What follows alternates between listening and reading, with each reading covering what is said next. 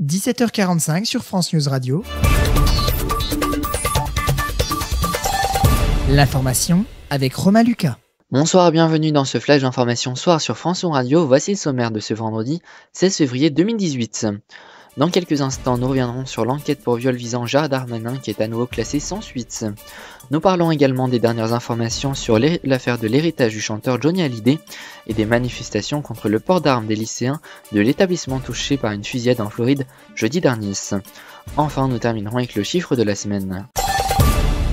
Nous l'avons appris il y a quelques minutes, l'enquête pour viol visant le ministre Gérald Darmanin a été classée une nouvelle fois sans suite. Le parquet de Paris précise à nos confrères de France Info que les actes d'enquête réalisés n'ont pas permis d'établir l'absence de consentement de la plaignante. Suite à la plainte pour viol déposée contre le ministre, une première enquête avait été réalisée sans suite en juillet 2017 car la plaignante n'avait pas répondu aux convocations des enquêteurs. C'est donc la deuxième enquête ouverte pour le parquet de Paris le 22 janvier qui est classée sans suite.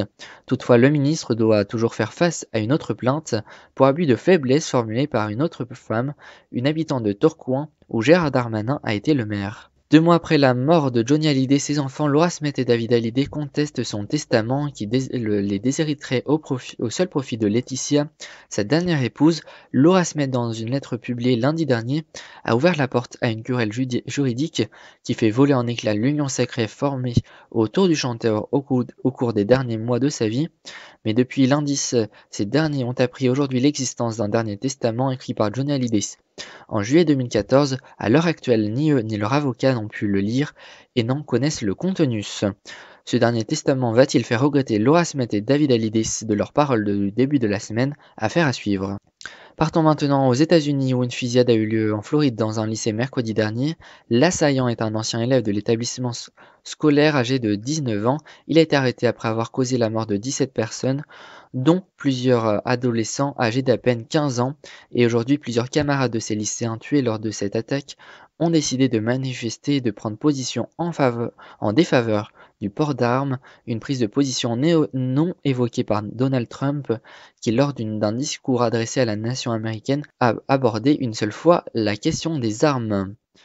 En bref, 2 jours après l'annonce de relax de Jawad Ben Daoud, l'association des victimes du 13 novembre 2015, Life for Paris, réagit à cette décision qui traduit selon elle, je cite, « les lacunes de notre justice antiterroriste ». Fin de citation.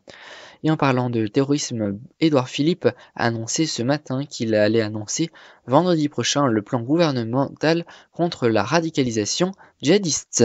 Changeons complètement de registre pour parler des vacances d'hiver. Elles commencent vendredi pour la zone C et continuent pour la zone A.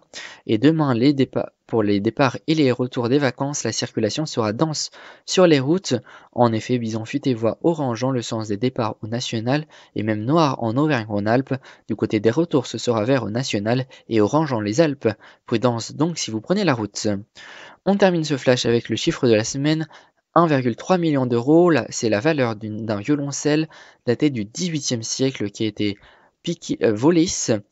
Un homme a agressé la musicienne en bas de son domicile à l'arme blanche avant de lui voler son instrument.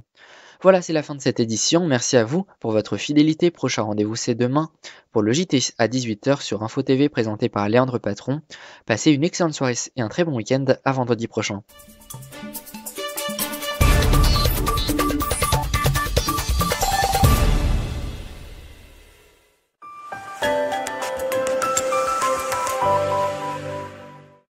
Bonsoir à tous, soyez les bienvenus dans ce bulletin météo. La météo donc de votre samedi matin, eh bien il y va avoir de la pluie sur une très large partie du pays, sauf en Normandie et dans les Hauts-de-France et en Bretagne, où c'est qu'il y aura eh bien du soleil. Côté température, 12 pour la Corse, 11 pour la région PACA, 4 pour les Alpes, 2 pour la région Grand Est où il y aura même un petit peu de neige, 3 pour l'île, 7 en Bretagne. Pour votre samedi après-midi, eh bien ce sera exactement la même chose. Les pluies vont un petit peu perdre de leur ampleur. Il y aura un petit peu plus de soleil, le soleil qui va s'étendre jusqu'à la Nouvelle-Aquitaine. Et pour l'Île-de-France, 8 il fera en Île-de-France, 4 pour le Grand Est, 11 pour la Nouvelle-Aquitaine et 12 pour l'Occitanie. Et puis pour votre journée de dimanche, eh bien là il y aura du soleil partout sauf en Bretagne. Et en Normandie, côté température, 5 pour les Alpes, 14 à Nice, 13 en Corse, 11 en Bretagne, 10 en Normandie, 3 à Strasbourg. Et puis pour votre dimanche après-midi, eh bien ce sera exactement la même chose. Il pleuvra un petit peu à Nice et il y aura toujours des soleils et des nuages en Pays de Loire, et en Normandie il y aura même de la pluie pour la Bretagne côté température, 10 pour la Normandie, 6 à Lille, 4 pour le Grand Est et pour la région centre, et 7 degrés pour la Nouvelle-Aquitaine. Voilà donc pour votre bulletin météo.